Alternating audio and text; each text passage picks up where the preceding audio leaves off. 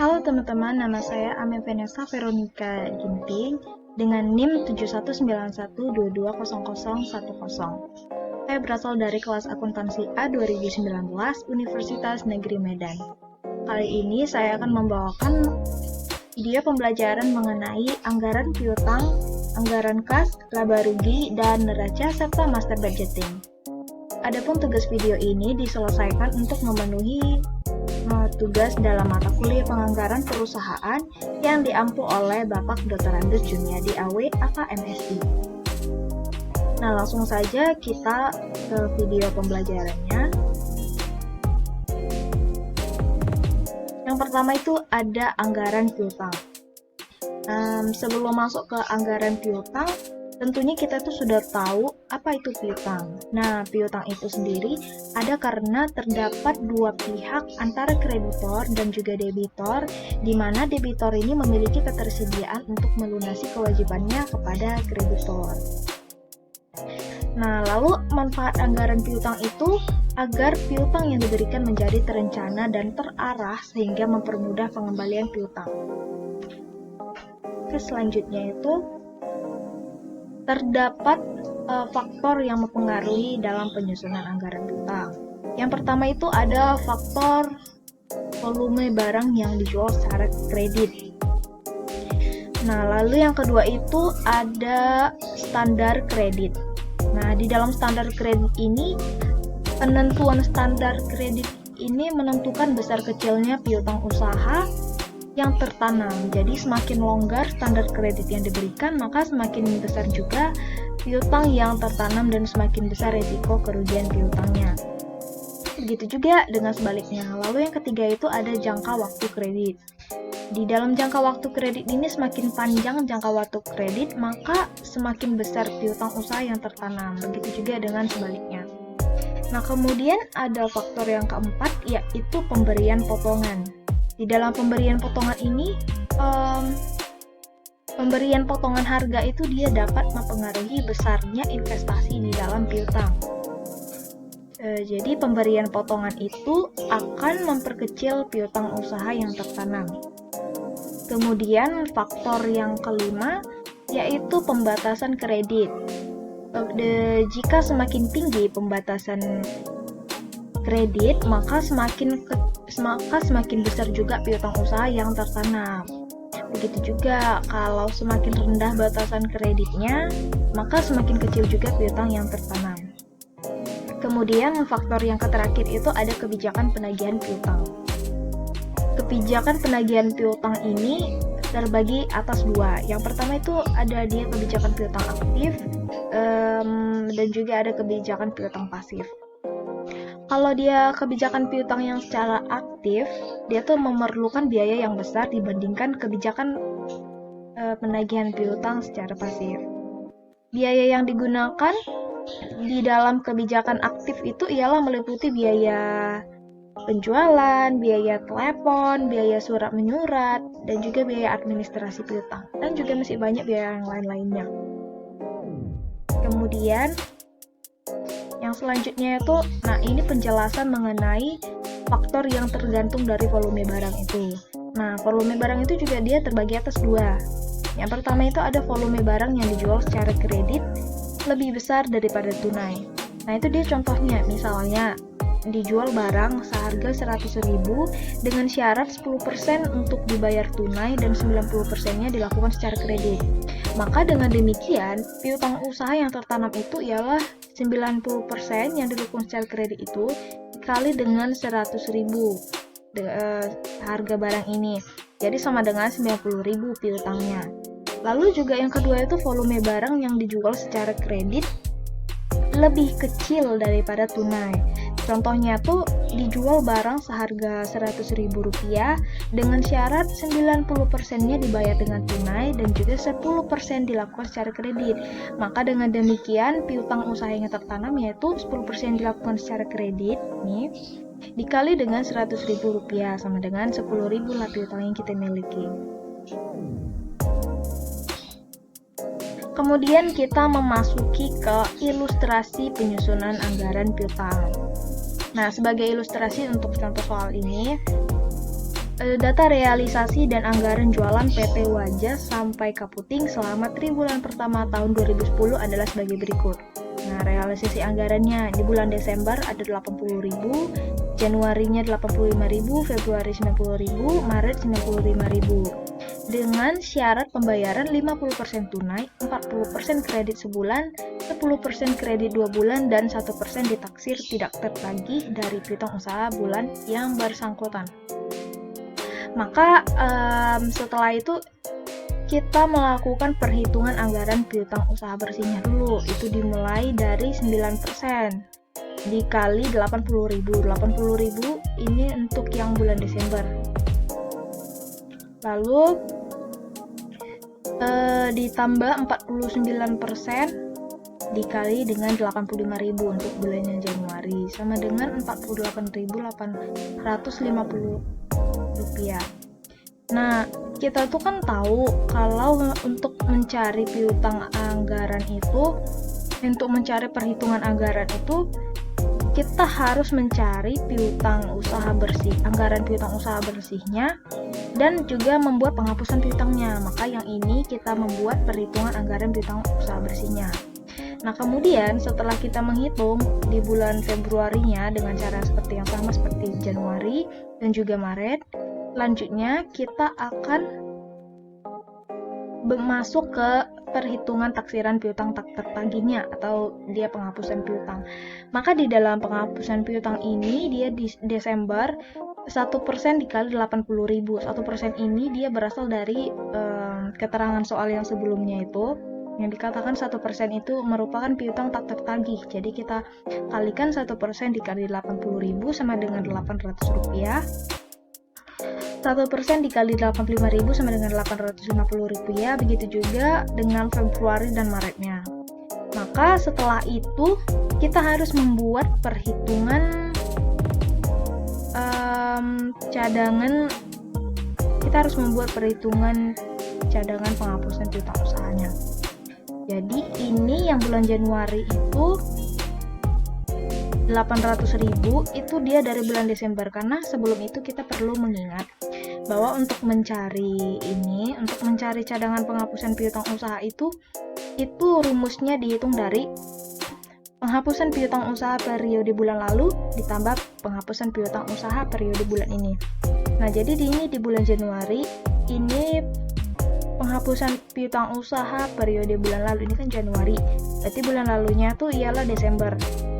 Jadi kita masukkan di sini 800.000 ditambah penghapusan piutang usaha periode bulan ini. Bulan ini itu kan Januari. Jadi kita tambahkan dia 850 sama dengan 1.650. Begitu juga kita buat seterusnya sampai bulan Maret. Ini. Oke, kemudian kita mendapat anggaran piutang usaha. Anggaran piutang usaha itu kita hitung sebagai berikut. Jadi bulan Januari 10% dikali dengan 80.000 ditambah 50% dikali 85.000 sama dengan 50.500. Begitu juga dengan bulan Februari dan Maret melakukan cara yang sama dengan bulan Januari ini. Dengan keterangan 10% itu hasil dari 9% ditambah 1% dan 50% itu hasil dari 49% ditambah 1%. Nah, anggaran piutang usaha juga dapat disusun seperti tabel berikut agar lebih memudahkan kita. Jadi di sini piutang usaha bersih itu berasal dari piutang usaha ditambah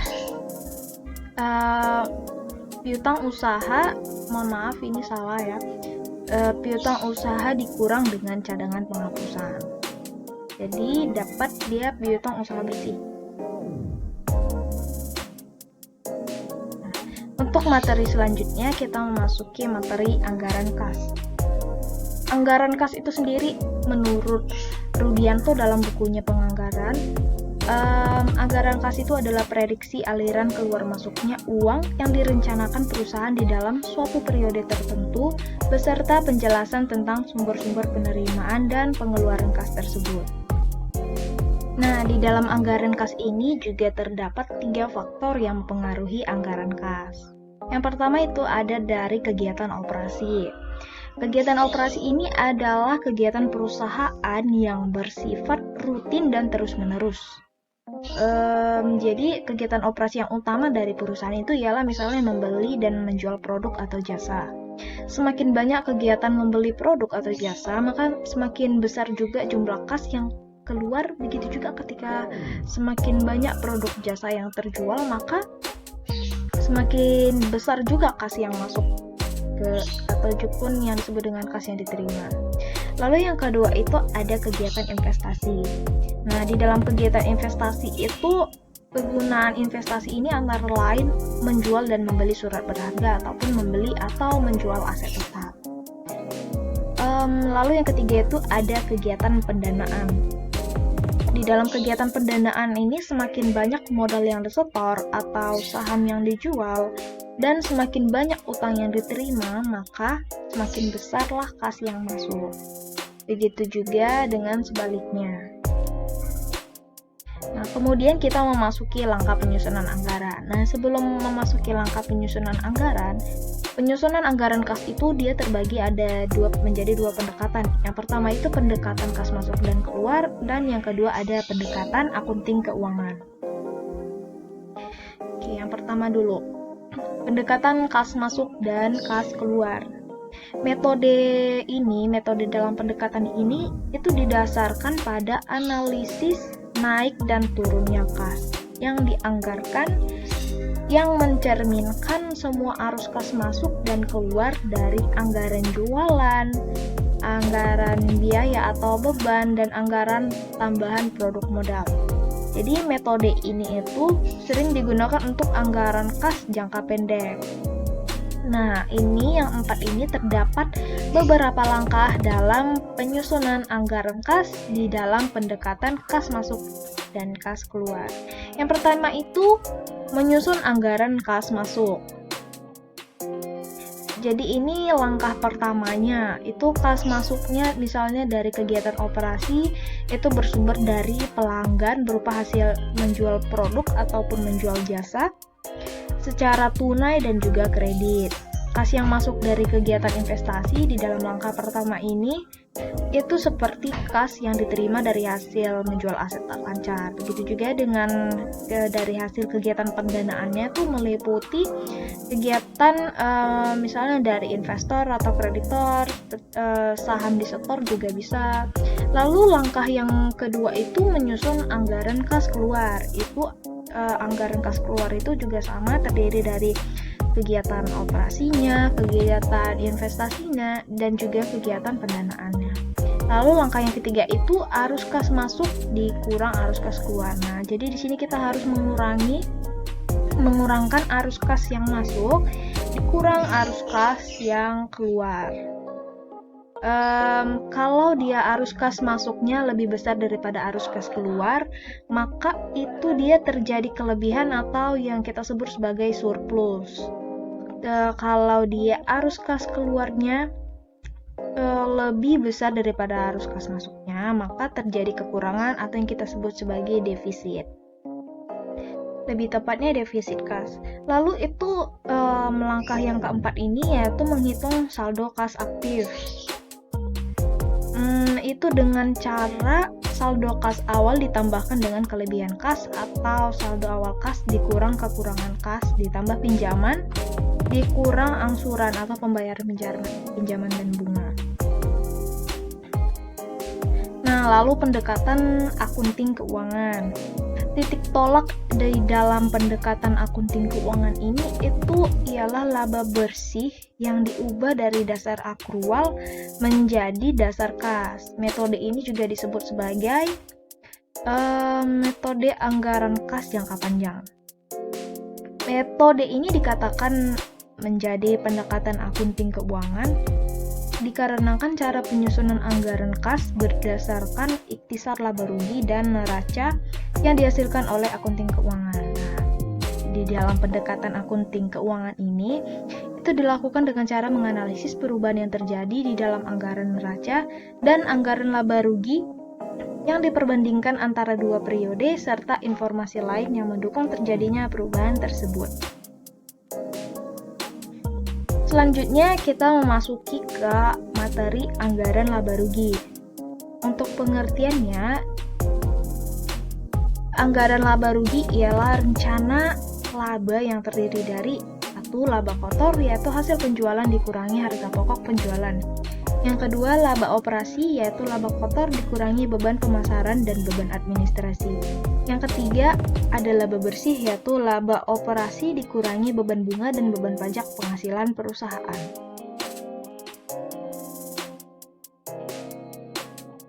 Nah, di dalam penyusunan anggaran laba rugi terdapat 3 metode penyusunannya. Yang pertama itu ada metode a posteriori. Di dalam metode ini, yang terpenting itu jumlah laba itu ditetapkan sesudah proses perencanaan atau planning secara keseluruhan termasuk penyusunan anggaran operasional.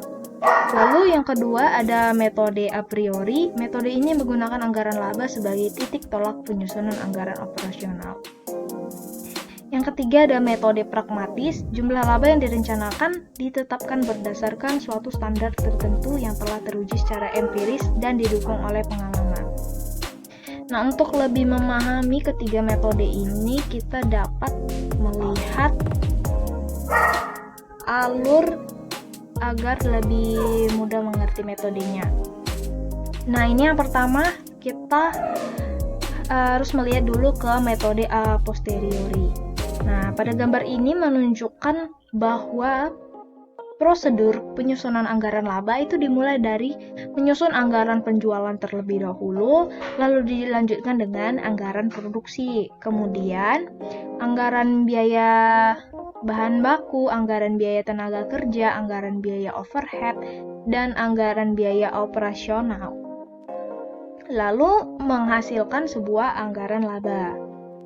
Kalau yang kedua ini, metode a priori, itu laba ditetapkan pada awal penyusunannya. Jadi ini anggaran laba ini dibuat dulu di tahap awal proses perencanaannya. Lalu berdasarkan laba yang dianggarkan tersebut, perusahaan itu membuat anggaran operasionalnya ini. Lalu yang ketiga itu ada metode pragmatis, itu menyusun anggaran. Dengan metode ini itu dimulai dengan menetapkan laba yang ingin diraih terlebih dahulu, kemudian diikuti dengan menyusun anggaran operasionalnya. Atau bisa juga dalam metode ini dimulai dengan menyusun anggaran penjualan terlebih dahulu, kemudian diikuti anggaran operasionalnya, nanti berujung pada anggaran laba. Nah, kemudian ada materi mengenai anggaran neraca. Anggaran neraca itu adalah rencana posisi keuangan yang terdiri dari penggunaan dana dan sumber dana. Penggunaan dana terdiri dari kas, piutang, persediaan, harta tetap, dan harta lain-lain. Sedangkan sumber dana terdiri dari hutang jangka pendek, hutang jangka panjang, modal, dan laba ditahan.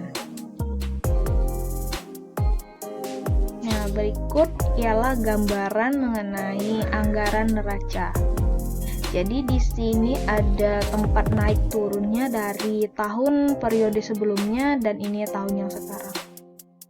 Jadi dapat diketahui apakah dia terjadi kenaikan ataupun penurunan.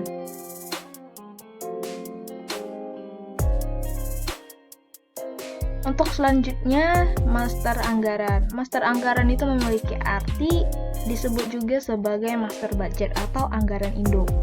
Nah, master anggaran ini ialah rencana keuangan yang komprehensif untuk seluruh kegiatan organisasi yang terdiri dari anggaran operasi dan anggaran keuangan. Untuk lebih memahami mengenai materi yang saya bawakan pada hari ini, ada baiknya kita mengikuti contoh soal.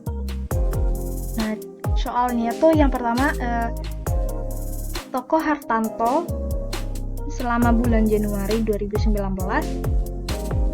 mempunyai data transaksi sebagai berikut. Yang pertama, membeli barang dagangan seharga 10.000, di mana pembayarannya itu merupakan 40% tunai, sisanya kredit sebulan. Lalu yang kedua, dia menjual Toko Hartanto menjual barang dagangan seharga 15.000, di mana 60%-nya dilakukan secara tunai dan sisanya dilakukan secara kredit sebulan. Yang ketiga itu membayar sewa toko bulan ini seharga 500 dan membayar gaji seharga 400. Lalu sisa barang dagangan akhir Januari 2019 sebesar 2.000. Nah, berdasarkan data tersebut, kita diminta untuk yang pertama itu menyusun anggaran kas dengan metode langsung. Yang kedua, menyusun anggaran laba rugi, dan yang ketiga, menyusun anggaran neraca.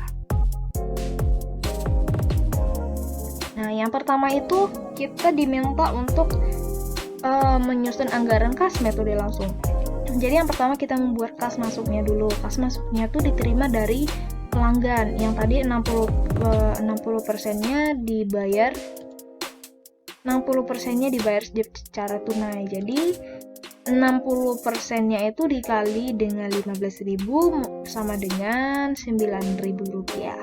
Lalu kita menghitung kas keluarnya yaitu 4.900.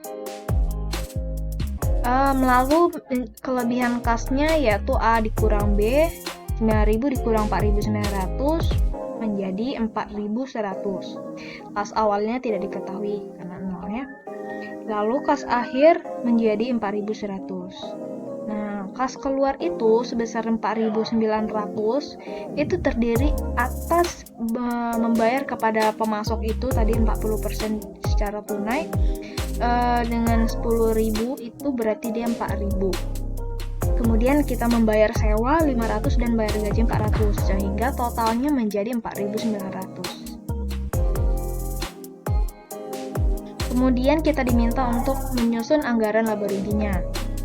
Jadi jumlah barang dagangannya yaitu 15.000, lalu membeli barang dagangan 10.000, dan dikatakan pada keterangan sebelumnya persediaan barang dagangan akhirnya yaitu 2.000. Maka harga pokok barang terjualnya yaitu belian barang dagangan ini dikurang dengan sediaan barang dagang akhir, jadi 8.000. Nah, untuk mendapatkan laba kotornya kita kurangkan jualan barang dagangan dikurang dengan harga pokok barang terjual. Jadi laba kotornya ialah sebesar 7.000. Lalu beban sewa itu tadi 500.000 dan beban gaji 400.000 ditambahkan menjadi 900, maka kita dapat laba bersihnya yaitu 6.100.